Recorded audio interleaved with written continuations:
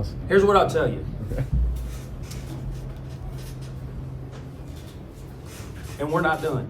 But when you put your faith into something,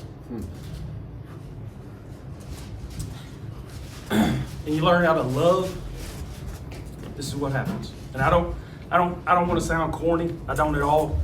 But these guys know exactly what I'm talking about. That's what our locker rooms learn to do. They learn to love each other, give God all the glory for what happens, and we'll live with it. Just to shoot 68% the first half, hit 7 out of 10 threes. Just what does that say about this team's confidence coming into situations like this? Well, I'll say this. The long layoff was challenging, but these guys responded so well. I mean, we had 7 days practice and a 9-day layoff. We did not have one bad day. Guys were confident. Guys were energetic. Guys had passion. Guys were caring for each other. And, I think when you do that, when you come out on the floor, our biggest thing was be fearless, man. Be on the attack. Don't check up at any point. And I think when you play that way, that's what happens. And, let's be honest, we got good players. Good players make good plays. Your thoughts about that? Yeah, we got a week of preparation, that really helped us. A lot of us, put in a lot of work, and it showed today. Coach, last year you had a lot of injuries. Marcus, you were injured towards the end of the year. We lost TJ. And to see where you've come this year, in that 1 year, and just the growth you've seen with some of the players, even someone like Anthony. Yeah. What do you say about that? Well, first of all, I think the players get all the credit.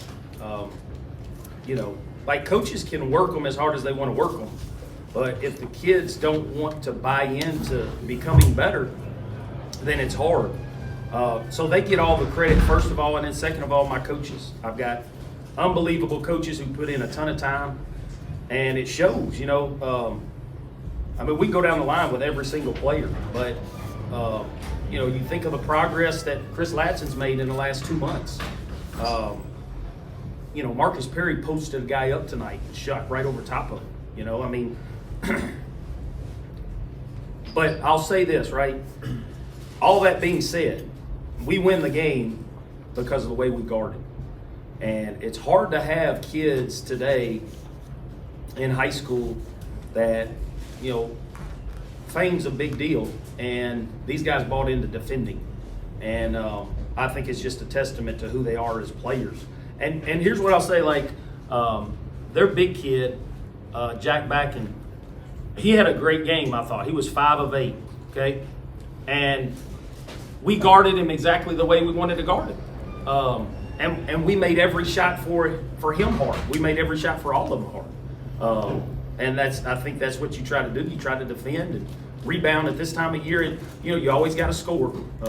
As some of you guys know, we've had teams at this time of year in this situation, and we just couldn't score. But, we got good enough players who can score, and they buy into defending. Does it kind of speak to that when you've got 4 guys that have hit at least 2 3-pointers in a game?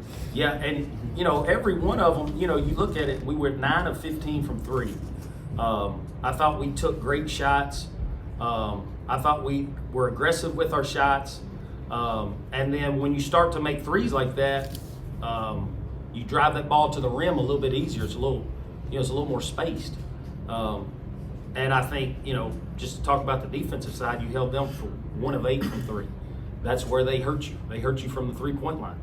And we had a good game plan. My assistants came up with a great game plan of how to guard them, what would work, and these guys bought into it. They executed it really well.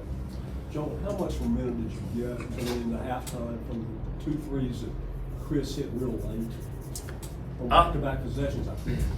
Well, they can kind of tell you that. I thought it was great. I think it's great for this young man to step up and have the confidence to stick balls in the rim.